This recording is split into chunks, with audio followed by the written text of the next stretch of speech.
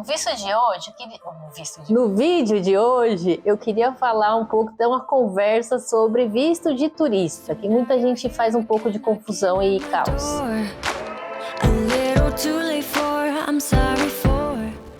Caos, acho que eu exagerei um pouco, né? Mas, apesar de ser um canal que fala mais sobre o dia a dia de morar fora, eu resolvi trazer esse assunto no canal sobre visto de turista, porque é um assunto recorrente, seja pra gente que tá chegando no canal agora, porque está para vir para a Holanda, e aí tá começando a já pegar informações, ou gente que tem um partner holandês e tá nesse processo de ficar indo e voltando, ou a coisa mais básica do universo, todo mundo tem um parente que acaba vindo visitar a gente aqui na Holanda, né? Ou qualquer país que você mora, principalmente aqui no espaço Schengen, que é um espaço comum europeu, né? E sempre surgem muitas dúvidas desse assunto. Então eu resolvi trazer um vídeo que achei que valia um vídeo só para esse assunto, até porque em breve teremos mudanças em relação ao visto europeu. Mas a primeira coisa que eu queria esclarecer é que eu ouço de vez em quando as pessoas falarem, já ouvi, né, alguém dizendo assim: não precisa de visto para entrar na Europa, é só chegar lá, não precisa de nada, não tem visto. Não é bem assim. Tem visto, sim. A diferença, e é o que causa confusão na cabeça das pessoas, é que para entrar no espaço Schengen, que é o espaço comum europeu, então é como se fosse uma fronteira que não é de um país, mas de todo o conglomerado dos países que fazem parte, dos países da Europa que fazem parte do espaço Schengen, e nem todo país faz parte da União Europeia, faz parte do espaço Schengen, enfim, é um outro rolê muito louco esse daí, que um dia, quem sabe, eu trago no canal. Mas para entrar nesse espaço, você não precisa solicitar o visto com antecedência, mas aquilo que você faz quando você chega na imigração do país onde você descer do avião, o primeiro país, se você tiver conexão, vai ser o primeiro país onde você aterrissar para pegar a conexão para outro país. Então, se você vai vir para a Holanda, mas você vai pegar um voo que vai descer em Portugal, nesse caso você vai fazer a imigração em Portugal, e depois de Portugal, se você for para a Holanda, se você der a louca, resolver pegar um avião para a Itália, tá tudo certo, você já fez a fronteira, né, a imigração em Portugal. Então sempre você vai fazer essa migração no primeiro país onde você pousar depois do Brasil. E o que é essa imigração? É justamente a decisão do fiscal lá, do agente, na verdade, da fronteira, não é fiscal, é agente, se ele vai te conceder o visto de turista ou não. Sim, tem um visto. É aquilo que ele está fazendo, é entender se você merece esse visto. Hoje em dia, estou fazendo esse vídeo no início de 2023, é dessa maneira. Você realmente só pega o seu passaportezinho, se cerca dos requisitos necessários, que eu vou já vou falar desses requisitos, e embarca no seu avião, e chegando no país de origem, né, país onde você está indo, você vai passar lá na imigração e conversar com a pessoa para ver se ele vai te deixar entrar ou não. Até hoje é desse jeito. Mas já fazem alguns anos que a União Europeia está implantando um sistema que chama ETIAS, que eu vou ter que colar o nome porque eu não decorei. O ETIAS é European Travel Information and Authorization System. Gastei todo o meu inglês agora, né? Mas enfim, é um sistema interno que eles desenvolveram para poder, em vez de ser desse jeito que você só chega na imigração e acabou, e ele decide se você quer entrar ou não, ser um sistema que você pede o visto com antecedência. Então, quem quiser entrar como turista vai ter que solicitar o visto com antecedência. Até então, o que está dito é que esse sistema entra no ar em novembro de 2023, mas essa entrada no ar já foi adiada várias vezes, porque de verdade era para ter entrado em 2021, aí teve a pandemia, os governos todos precisavam focar em outras coisas, ninguém estava também viajando tudo isso, e aí cancelaram até então, e agora essa nova data, até então é 2023, novembro de 2023. Vamos ver se até lá algo muda. Mas dizem, né, as notícias que eu vi, tudo que eu pesquisei a respeito, que é um sistema razoavelmente simples, que você vai entrar lá e todas as comprovações que eles te pedem na imigração, você vai colocar nesse sistema e vai receber um ok, pelo que eu entendi também bem rápido, não é? Não vai ser um negócio tipo visto americano, que é aquela odisseia de preencher formulário e depois marca agenda para ir no lugar, depois agenda entrevista e paga uma fortuna. Não vai ser desse jeito. O visto para o espaço Schengen vai cobrar uma taxa. Não sei qual é o valor dessa taxa, ouvi histórias que é algo simbólico, tipo 20 euros. Não é barato 20 euros, mas comparado, por exemplo, ao visto americano e principalmente o risco que você tem de receber um não quando você pede o visto americano e perder o dinheiro, eu acho que 20 euros é até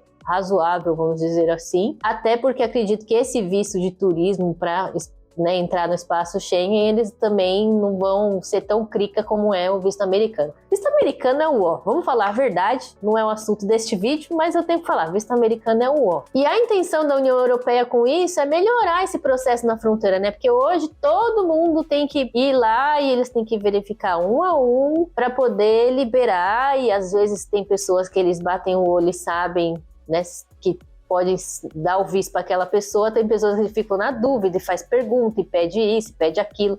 Então é uma forma de tentar liberar esse controle, de fazer essa verificação de fronteira mais rápido, de liberar e também trazer mais segurança para o sistema, né? É uma forma também de evitar problemas, né? Porque hoje em dia, você pega o seu aviãozinho, sai do Brasil, atravessa o mar, chega aqui na Europa, em algum lugar da Europa. Aí vamos supor, você chega lá na fronteira, o cara decide que não vai te dar o visto, eles têm que, né, você tem que arranjar um voo de volta, você tem que ficar no aeroporto enquanto isso, você não pode sair do aeroporto. E até você embarcar num voo de volta pro Brasil, você tá meio que custodiado, né? Você não tá preso, mas você tá, de alguma forma, eles estão gastando tempo com você ali, né? Então é meio... Eu não sei exatamente como é esse processo, né? Porque... Vamos supor, eu tenho a passagem de volta, mas para eu remarcar a passagem, eu vou gastar um dinheiro. Se eu não tiver o dinheiro, né? Porque às vezes a pessoa não conseguiu o visto de turismo justamente porque não tinha comprovação financeira. E aí, né? Que tem louco para tudo. Então, hoje é um esforço, né? Que é um risco que a pessoa corre de chegar aqui e ser barrada. Ou aqui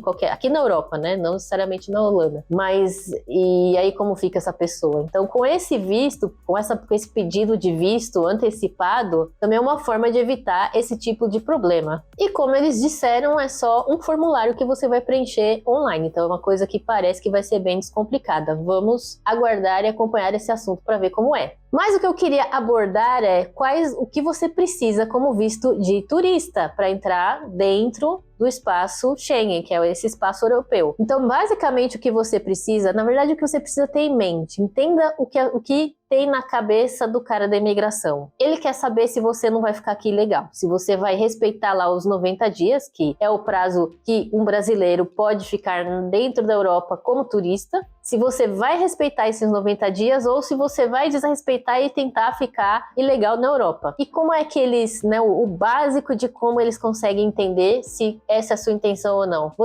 que você tem que apresentar? Você tem que apresentar, obviamente, um passaporte válido. O passaporte precisa ter pelo menos 6 meses de validade. Você precisa ter comprovação de que você tem dinheiro suficiente para se manter por esse período. Tem um valor estimado por dia, que eu não vou falar aqui no vídeo porque muda, mas assim, essa comprovação financeira você pode ter dinheiro vivo, você pode mostrar que você tem um cartão de crédito com limite ativado para usar no exterior, ou que você tem uma conta bancária no exterior. Tem gente que é rico, né? Não é meu caso, mas vai saber. Então você tem que comprovar que você tem meios de se manter financeiramente. Você tem que comprovar onde você vai ficar hospedado nesse tempo. O melhor e mais simples é sempre uma reserva de um hotel, que é bom você levar impresso, porque às vezes tem aeroporto que o Wi-Fi funciona maravilhosamente bem, tem um lugar que não funciona bem, aí você vai deixar para conectar na internet, pode ser uma cilada bino. Então, é a comprovação do lugar onde você vai ficar. E as perguntas aqui são bastante variadas, né? Que aí tem vezes que, já teve vezes de ele mal olhar pra minha cara e, tá bom, obrigada, tchau.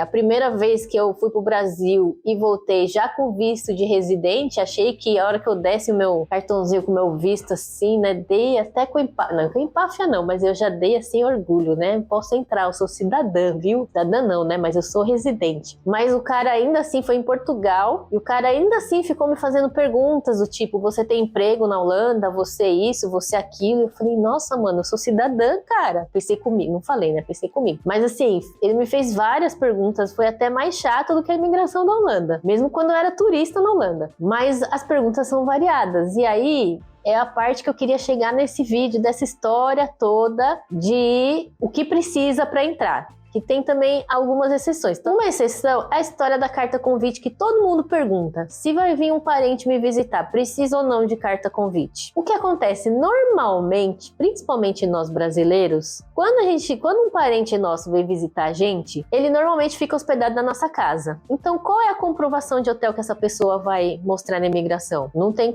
um hotel reservado. Aí a pessoa vai dizer: vou ficar na casa do parente. E aí ele vai perguntar: cadê a carta convite? Porque a carta convite é uma maneira de comprovar que você realmente tem um parente. O cara da imigração não sabe se tem um parente na Holanda, não tem, ou em qualquer país da Europa. Então é uma forma de você comprovar que você tem um parente e que ele vai te oferecer essa estadia. Se for só a estadia, você pode fazer uma carta escrita no computador. Fiz para minha mãe uma cartinha lá que alguém me mandou o modelo, explicando que ela ia ficar de tal dia até tal dia. Coloquei os dados dela, o número do passaporte dela, a validade, coloquei o meu número de BSN, coloquei informações minhas e dizendo que ela ia ficar hospedada na minha casa. No meu caso, ela não precisava da comprovação, ela não precisava de suporte financeiro. Ela tinha o dinheiro necessário para se manter, para comprovar que ela podia se manter sem mim. Então, foi só essa carta desse jeito que eu mandei para ela, assinei de próprio punho. A carta eu escrevi no computador, imprimi, assinei, mandei para ela escaneada e ela apresentou essa carta na imigração. E eu também fui buscar ela no desembarque do aeroporto, então qualquer coisa, a minha filha tá lá fora e beleza. Se o seu parente que está vindo precisa que você não somente dê estadia, mas você também vai se responsabilizar financeiramente. Às vezes você vai ter uma mãe, um filho, alguém que não tem o dinheiro para comprovar ali na aduana, porque você vai responder, né? Você vai custear a viagem da pessoa. Aí você precisa fazer uma carta registrada na prefeitura, que aí você vai pagar uma taxa para isso. E aí é que é onde o apito toca. Às vezes eu fico muito brava com alguns comentários, algumas coisas que eu ouço. Por quê? Já surgiu esse assunto da carta convite, e aí a orientação que a maioria das pessoas dão, e que eu também dou, é essa que eu acabei de falar para vocês. Tem a carta convite em mãos porque ela evita estresse. E porque é o requisito, né? Essa é a regra, tem que ter a carta convite. Se você não tem uma reserva de hotel, você tem que ter a carta convite. E aí eu vejo comentários assim: mas não precisa de nada disso não, porque fulano, minha prima, sei lá quem que era, veio, não trouxe nada, e nem pediram nada, e nem falaram nada, e não sei o quê. Não precisa de nada disso, isso é bobagem. E aí é que a gente tem que pensar no seguinte: a gente tem que tomar muito cuidado quando a gente dá um conselho desse que não precisa de nada, porque o não precisa de nada da imigração é muito relativo. Por quê? Porque a imigração, você pode achar... Eu já passei por imigração muitas vezes como turista e depois como residente. Tem vezes que nem olham na minha cara. Teve uma vez que eu tava morrendo de medo, porque, um dia depois do dia que eu podia voltar pra Europa, eu voltei pra Europa. E eu tava com medo deles implicarem com alguma coisa. E como eu vim na época de Natal, eu falei: quantos dias você veio passar? Falei: vim passar 10 dias. O que você veio fazer aqui? Falei: vim passar as festas. Ele: tá bom. Me deu visto, nem olhou na minha cara, nem perguntou mais nada, não perguntou se eu tinha dinheiro, se eu tinha passagem de volta, não perguntou nada. Isso eu entrando como turista. Mas já teve vezes, na mesma imigração da Holanda, deles me perguntarem coisas que eu falei: mano, vou negar meu visto. Porque ele me perguntou tanta coisa que eu falei assim, eu comecei a ficar nervosa, comecei a pensar: mano, vai negar meu visto, porque senão, outras vezes já entrei tão fácil, por que ele tá me perguntando tudo isso? E é onde que eu quero também fazer vocês pensarem um pouco. Essa pessoa que falou que não precisa de nada, a pessoa que entrou sem nada, é uma análise que a imigração faz em cima do seu passaporte, de quantas vezes você entrou na Europa, de quantos lugares no mundo você viajou, das vezes que você entrou na Europa, se você entrou e saiu na data certa, tudo bonitinho. É uma série de questões e comportamentos que eles enxergam entre as informações que estão no seu passaporte, entre as coisas que tem registrada no sistema e o seu comportamento ali na aduana, ali na imigração, que não é igual para todo mundo, concorda? Porque se você a primeira vez, por exemplo, está fazendo uma viagem para o exterior, eles tendem a implicar um pouco mais e ser mais cuidadoso. Por quê? Porque não tem muito histórico do seu comportamento. Diferente se você é uma pessoa que está toda hora indo e vindo, diferente se você é uma pessoa que entrou, já viajou várias vezes, mas teve uma vez, por exemplo, que você ficou mais tempo do que o necessário, ou seja, você ficou ilegal, mesmo que seja um dia, 2 dias, qualquer coisa do tipo. Então, assim, é muito variável para você virar para alguém e dizer que não precisa de carta convite. Vocês entendem a problemática de você virar das pessoas que ficam dizendo o que precisa e o que não precisa? Não o que precisa e o que não precisa, mas colocando a própria experiência no sentido de: eu não precisei disso, porque eu não precisei, talvez por motivos muito específicos da minha condição, do meu passaporte, do que eu já fiz, do que eu deixei de fazer, que não é igual pra outra pessoa. E eu fico muito puta, porque numa dessas você coloca a pessoa numa enrascada, porque você fala assim, eu nunca precisei de carta convite. E aí a pessoa não faz a carta convite, chega lá na hora, não tem carta convite e eles resolvem negar o visto. E aí? De quem é o prejuízo? De quem falou eu nunca precisei de carta convite? Eu, por exemplo, entrei uma vez sem carta convite, mas assim, na época eu não sabia que tinha que fazer carta convite. Eu vim como turista, como eu já tinha vindo, acho que umas 2, 3, acho que eu já tinha vindo umas 3 vezes pra Europa como turista. E quando eu falei que eu ia pra Groningen, acendeu a luzinha vermelha no cara da imigração. Que essa é uma outra questão também, pra onde você vai. Então, no caso da Holanda, se eu falasse que eu vou pra Amsterdã, ele talvez, né, já tinha ficado 3 meses na Itália 1 ano antes, então ele, no meu comportamento ali, se eu tivesse que quebrar uma regra, eu tinha quebrado esse tempo que eu fiquei na Itália. Ou as outras vezes que eu tinha vindo já entrado na Europa. Mas, quando eu falei que eu ia pra Groningen, não é uma cidade turística. Não é um lugar onde as pessoas vão passar férias, entendeu? Então isso acendeu uma luz nele, ele falou, onde você vai ficar? Aí eu falei, eu vou ficar na casa do meu namorado. Aí ele falou, mas cadê a carta? Aí eu olhei pra ele, que carta? Aí ele falou assim, carta convite. Aí eu gelei, falei, não tenho. Mas meu namorado tá lá fora me esperando na imigração. Na imigração não, no desembarque. Aí ele olhou, começou a passar as folhas lá do meu passaporte que eles passam, né? Parece aqueles viciados em baralho, embaralhando, né? Passou lá as coisas, fez mais umas 2, 3 perguntas e me deu a entrada. Então assim, eu, por exemplo, entrei sem carta convite. Mas por que eu entrei sem carta convite? Acho que justamente por causa desse meu comportamento pregresso aí, que eu já tinha entrado várias vezes. Já tinha passado 3 meses na Europa e saí certinho, não tem nada, né? Tá tudo bonitinho no meu prontuário. E ele talvez também tava de bom humor, me deixou passar. Mas ele podia sim ter me barrado. A minha mãe com carta convite, ele ficou implicando com ela. Minha mãe já tinha viajado pra Europa várias vezes. E ainda assim o cara da imigração ficou implicando com ela que tinha que ter o meu passaporte. Ela, bem safa que é,